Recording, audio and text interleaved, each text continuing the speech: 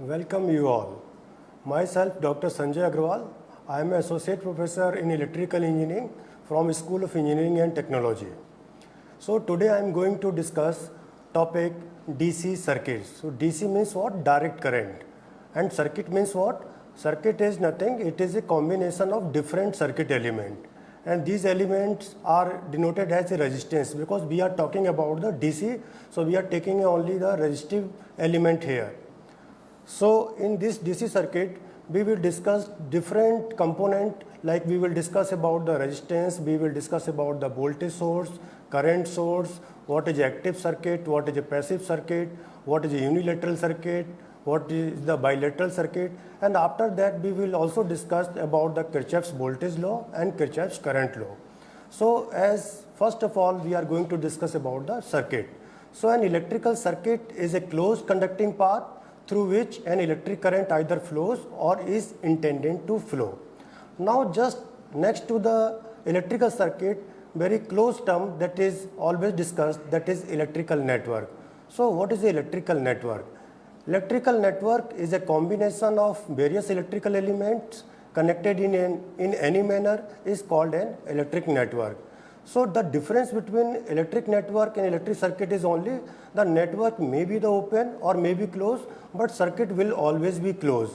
That means all circuits are network, but it is not necessary that all network are circuits.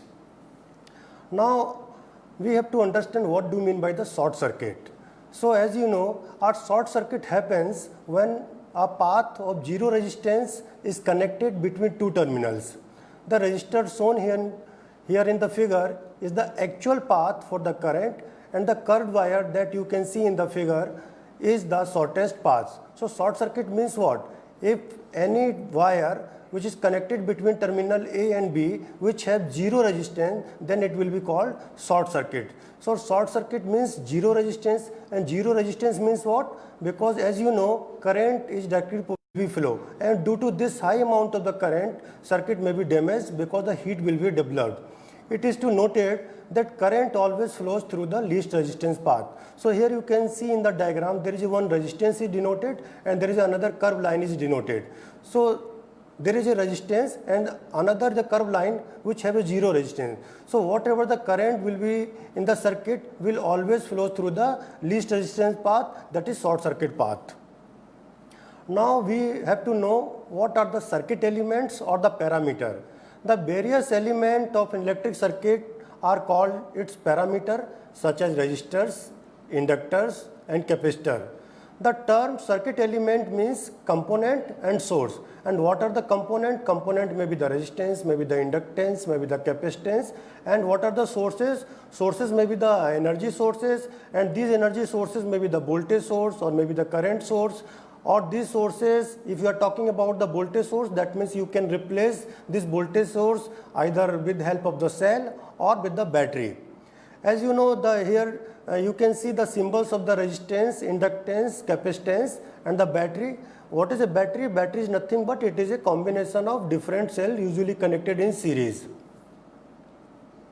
Now we have to understand what is the active source and what is the passive source. So before the understanding the active source, we have to understand what is the active element. Active element are the element of a circuit which possess energy of their own and can impart it or to other element of the circuit. So this active source can be classified as voltage source or current source. So here in the figure you can see that one battery has been shown here. So this battery is working as like a voltage source. So this is basically called, this is a active element. That means any circuit which have some active element or which have some energy sources will be called active circuit. So as I told you that active element may be the voltage source or maybe the current source. So a voltage source has a specified voltage across its terminal. It is independent of current flowing through it. Just like a voltage source, there is another source, is a current source. Current source also has a specified current through it independent of the voltage appearing across it. So in the figure you can see there is a one battery, another one bulb has been shown.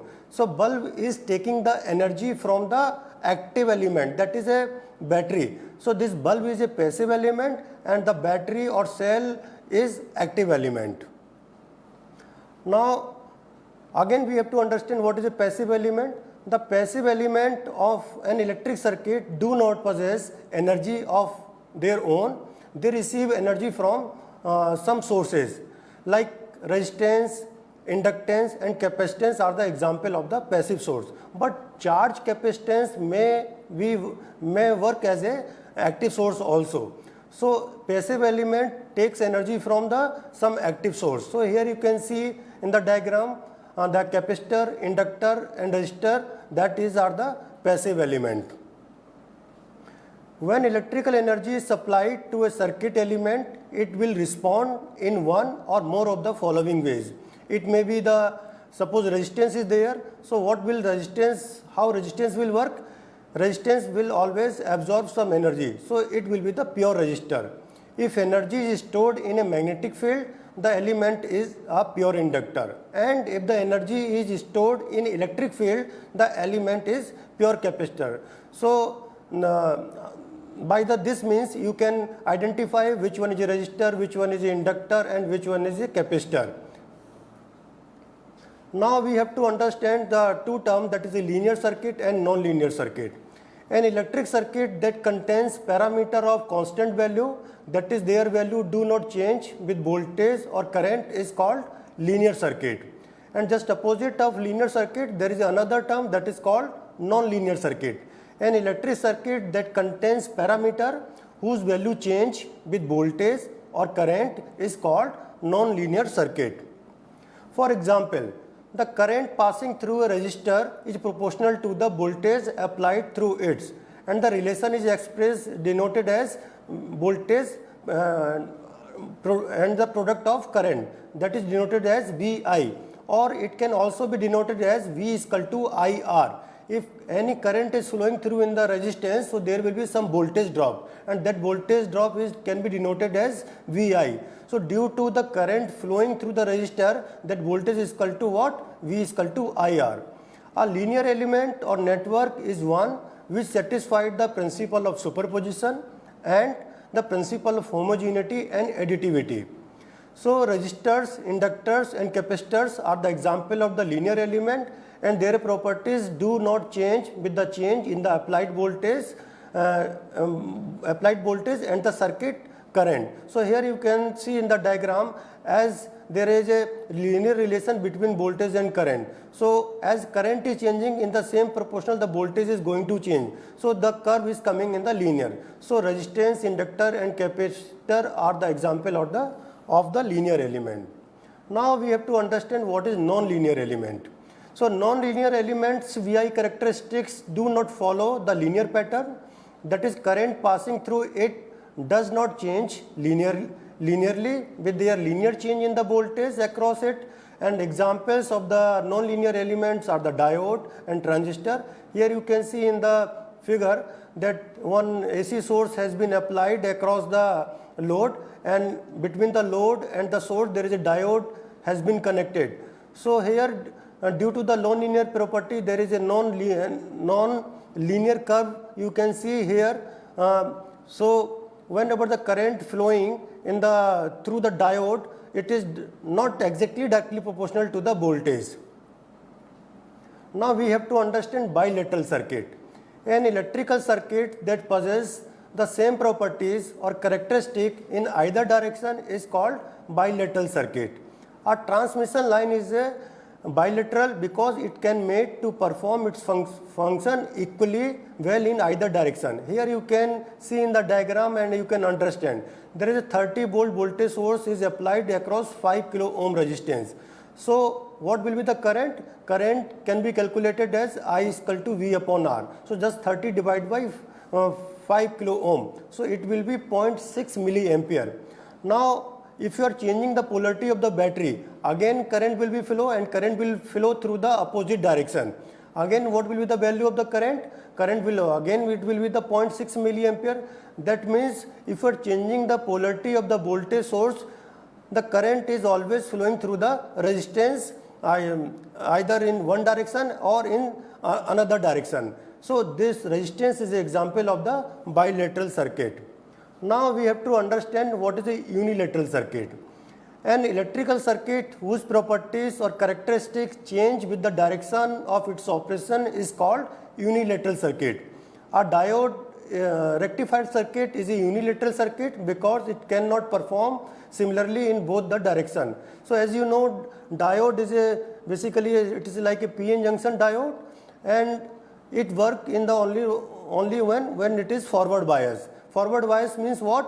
When its P terminal is connected to the positive side of the battery and N side is connected to the negative side of the battery. So in positive half cycle of the supply only it will work, and when the second cycle comes, that means polarity change, that current does not flow through this resistance. So this is an example of the unilateral circuit. Now we have to understand different terms like node, junction, mesh, loop, because we have to analyze the circuit. That means we have to find out the value of the voltage, we have to find the value of the current, we have to find the resistance, inductance, capacitance. So we have to discuss the different theorems like Thevenin theorem, Norton theorem, superposition theorem. At the same time, we have to also discuss the KVL, KCL. So before going to discuss all these theorems, we have to understand some basic terms associated with the circuit, like node. So what is a node? A node is a point in the network or circuit where two or more circuit elements are joined. For example, in this circuit diagram, A and B is the node point. Here you can see, because there is two elements are connected between this node, and just very close to node there is another term that is defined, that is called junction. So we have to understand what is a junction. A junction is a point in the network where three or more circuit elements are joined. It is a point where the current is divided. In the above circuit, B and D are the junction. So here you can see the difference between node and junction. So what is a node? Node is a point in the network or circuit where two or more circuit elements are joined, and junction is a point in the network where three or more circuit elements are joined. So this is a basic difference between node and junction, and you have to see that a junction must be a node, but node may or may not be a junction. So this is a difference between node and junction. Now we have to understand the branch. What is a branch? The part of a network which lies between two junction points is called branch. In the above circuit, DAB, BCD and BD are the branches of the circuit. Here you can see in the diagram. So between terminal A and B there is one resistance R1 is connected. So this may be also a branch. If you are talking about the ABDA, so here you can see the ABDA is also a one branch, and between two nodes, that is B and C, the one resistance R2 is also be termed as a branch, and BCDB, this is also a branch. Now we have to understand what is a loop. A closed path of network is called loop. So here you can see ABDA and BCDB are the loop in the given circuit. Now we have to again understand about the loop. A loop is any closed path going through circuit element. To draw a loop, select any node as a starting point and draw a path through elements and nodes until the path come back to the node where you started. So there is only one rule to make a loop. A loop can visit a node only one time, right? It is okay if loops overlap or contain other loop. Some of the loops in the circuit are shown here. So here you can see there are number of loops are there. So there is a first loop, there is a first loop, and in the middle part you can see there is a second loop, and in the third and the last is a third loop. And so here you can see there is a 1, 2, 3, 4, 5. There is a 6 loops in the circle are shown. Now we have to understand what is a mesh. A mesh is a loop that has no other loop inside it.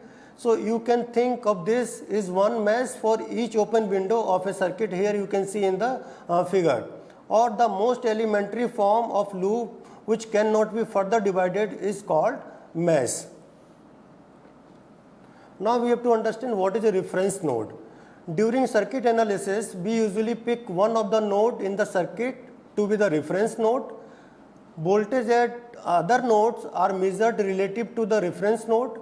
Any node can be the reference, but two common choices that simplify the circuit analysis are the negative terminal of the voltage or current source powering the circuit, or the node connected to the greatest number of the branches is usually taken as a reference node, or it is also denoted as a ground node. Now we have to understand what is a ground. The reference node is often referred to as ground. The concept of the ground has three important meanings. First is ground is a reference point from which voltage are measured, and second one, the return path for electric current back to its source, and third can be understood a direct physical connection to the earth, which is important for the safety. Ground node gets its name from the third meaning, but other two are equally important. You will come across various symbols for the ground. Here you can see how the ground are denoted in the different type of circuits. Now, as I already discussed, there are different type of energy sources, and these energy sources may be the voltage source and may be the current source. The source may be either a DC direct current source or an AC, that is alternating current source. So what is a DC source? Any device that produces direct voltage output continuously is called DC source. That means if magnitude of voltage or current doesn't change with respect to the time, that is called DC source. Some of the commonly used DC sources are the batteries, DC generators, and the DC power supplies. And DC power supply is also called regulated power supply. So these are the example of the DC sources. Now we have to understand what is the AC sources. Any device that produces alternating voltage output continuously is called an AC source. That means if magnitude of the voltage or current changing with respect to the time, that is called AC source. It may be from 0 to maximum, then maximum to 0, then 0 to negative maximum, then negative maximum to 0. Some of the commonly used AC sources are alternators, oscillator, or signal generator. Now we have to understand what are the internal resistance of the sources. So the opposition to the load current inside the DC source is called its internal resistance. So every energy source is either it is a voltage source or current source, it will always have some internal resistances. So all DC sources like battery, DC generator, or rectifier type circuit have internal resistance, and generally it is represented by R suffix I. The equivalent circuit of DC source is the generated EMF, that is it is denoted by capital E, is in series with the internal resistance R suffix I of the source as shown in the figure. So here you can see there is a voltage source denoted by E, and the internal resistance I is connected in series of the battery, or in case of the generator also. Here in the another figure you can see the DC source on the load. That means there is a DC source which have energy voltage is E and internal resistance I, and this DC source is connected to the load resistance RL. So this voltage B is equal to what? This voltage B, or you can say terminal voltage across the load resistance, is equal to what? Generated voltage E minus voltage drop occurs in the internal resistance of the sources. That means E minus I into Ri, where I is the current flowing through the circuit. So here you can see the load current can be written as equal to E, that is a supplied voltage, divided by the total resistance of the circuit. And what is the total resistance of the circuit? That means internal resistance of the energy sources plus load resistance of the circuit. So I is equal to what? E upon Ri plus RL. Now we have to find out the terminal voltage. What will be the terminal voltage? So terminal voltage can be calculated V is equal to E minus I into Ri, and this I minus IRI is basically what? This is voltage drop across the internal resistance of the circuit. Or this can also be calculated whatever the current flowing through the load resistance. So this product of current and multiplied by the load resistance is also the terminal voltage. So terminal voltage is equal to what?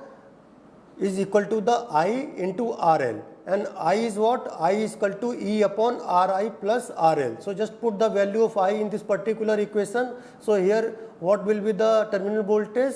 Terminal voltage is equal to E upon Ri plus RL multiplied by RL.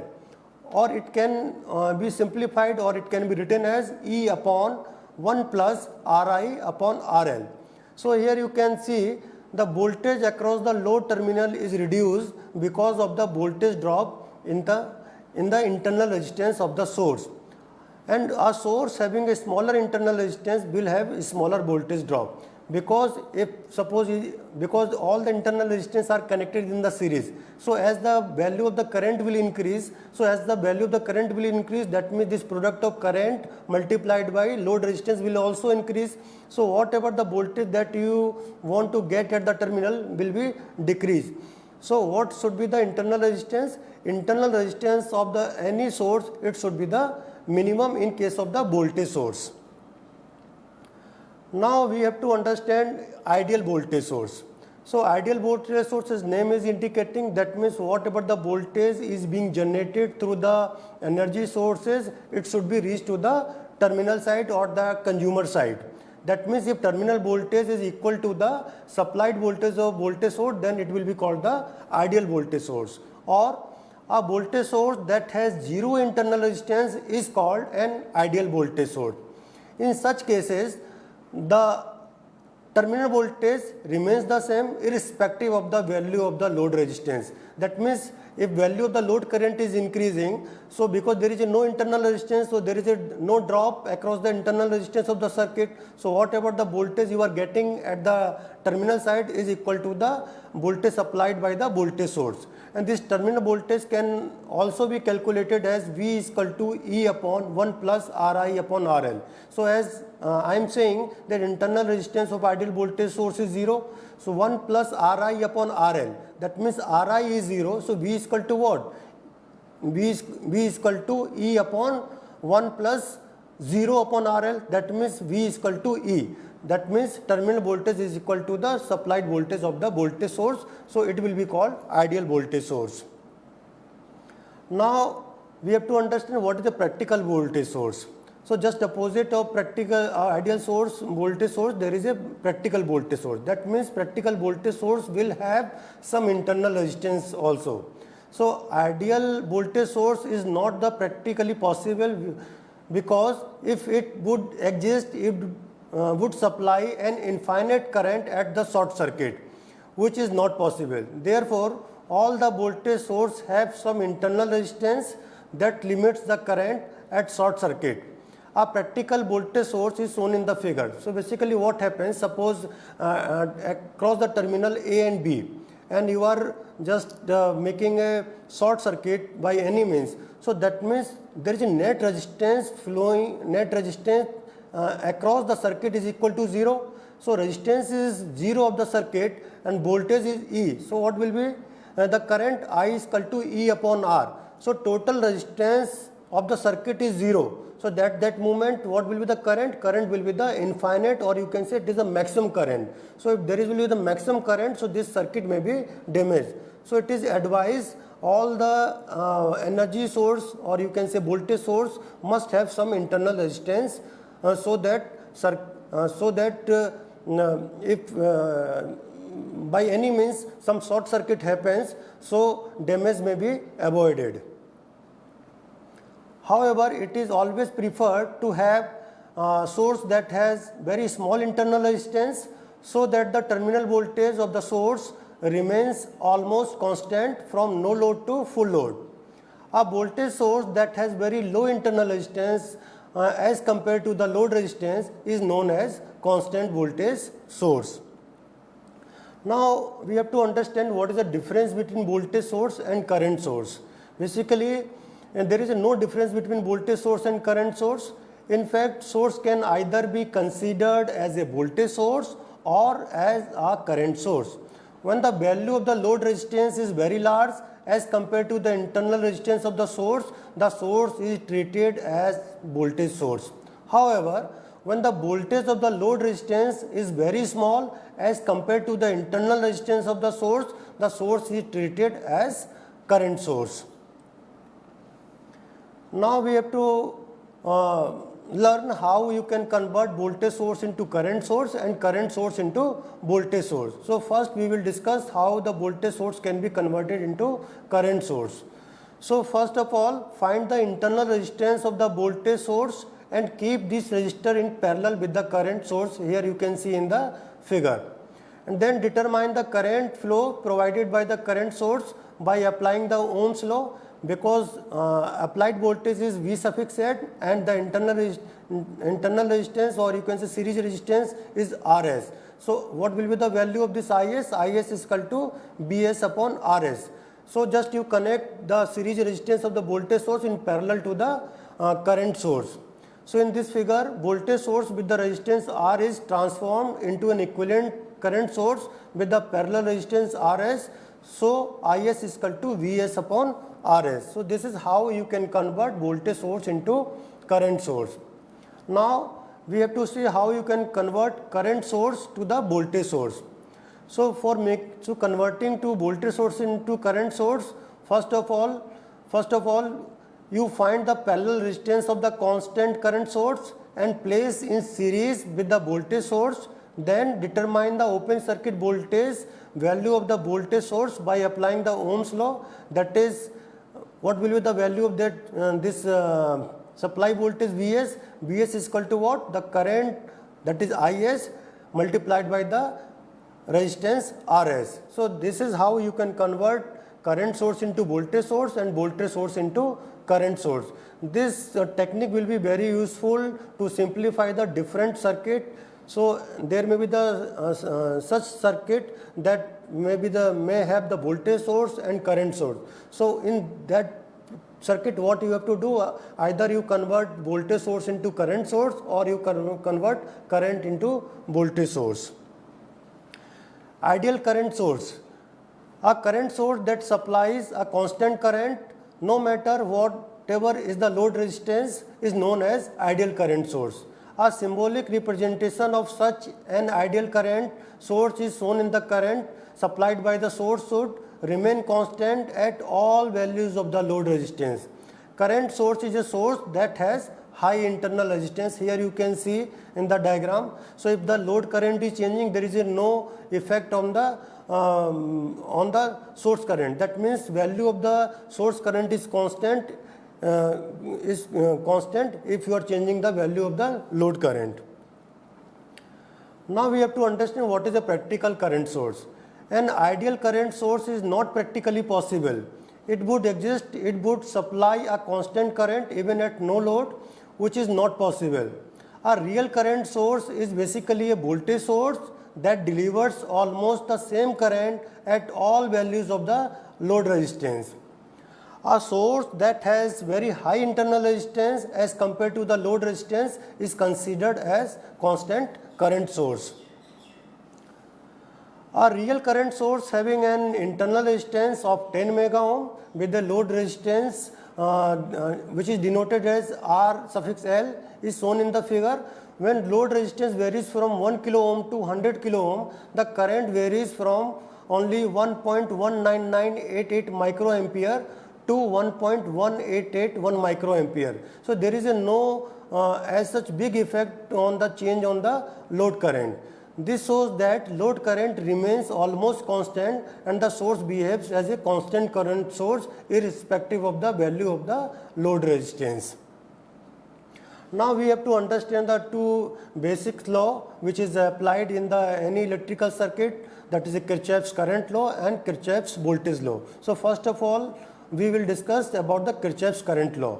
Kirchhoff's current law states that algebraic sum of all the current at any node or point or junction of a circuit is 0. That means sigma I is equal to 0. That means algebraic sum of current at any particular node or junction is equal to 0. So here you can see in the figure, considering the different current like I1, I2 is a incoming current, and I6 is also incoming current, and I3, I4 and I5 is a outgoing current. So algebraic sum of current is equal to 0. That means I1 plus I2 plus I6 minus I3 minus I4 minus I5 is equal to 0.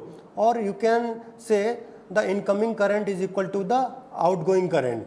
So I1 plus I2 plus I6 is equal to I3 plus I4 plus I5. So Kirchhoff's current law states that algebraic sum of current at any particular node or junction is equal to 0. So next and last topic of this particular session is Kirchhoff's voltage law. Kirchhoff's voltage law states that the algebraic sum of all the voltage around any closed loop in a circuit is equal to 0. In another word, you can also understand the Kirchhoff's voltage law. The algebraic sum of all the potential difference around the loop must be equal to 0, or you can say algebraic sum of the voltage across the loop or mesh is equal to 0. Here that the term algebraic sum means to take into account the polarities and signs of the source and the voltage drop around the loop. So when applying the Kirchhoff's voltage law to a specific circuit element, it is very important that we pay special attention to the algebraic sign, that is plus and minus of the voltage drop across the element and the EMFs of the source. Otherwise our calculation may be wrong. But before we look more closely at Kirchhoff's voltage law, let us first understand the voltage drop across single element such a resistor. So here you can see there is a one resistance has been shown, which is denoted by the R, and there is a one voltage has been applied across terminal A and B. So if current I is flowing from A to B, so what will the voltage drop across this resistance? It will be the V is equal to IR. So polarity you can see here. So this V can be denoted as minus I into R. So this is how you have to apply the KVL in any circuit. So here just I am taking one example to make you understand how you can apply the KVL. So there is a one voltage source which is denoted as Vs. There is a two resistive element, that is R1 and R2 are connected in series with the voltage source. So here we are assuming that one loop current is flowing, that current can be denoted as I. So this loop current is also a branch current, because there is only one loop here. So minus to plus you can treat as a positive voltage. So minus to plus is a plus, that is Vs. Then current is flowing through this resistance R1, so there will be a drop. So drop can be denoted as plus to minus. So it can be written as Vs minus I into R1. Then again there is another drop, that due to the resistance I2. So it can be denoted as minus I into R1. So net voltage can be written as Vs minus IR1 minus IR2 is equal to 0. So after simplification you can write Vs is equal to IR1 plus IR2, or you can write Vs is equal to I in bracket R1 plus R2. So this is a very simple KVL and KCL which you can apply in any electrical circuit to find the value of the voltage or to find the value of the current in any circuit. So this is all about the KCL and KVL. In the next lecture we will discuss about the what is the mesh analysis, what is the node analysis. If you have any query, you can write email at sanjay.agrawal@igno.ac.in. Thank you so much.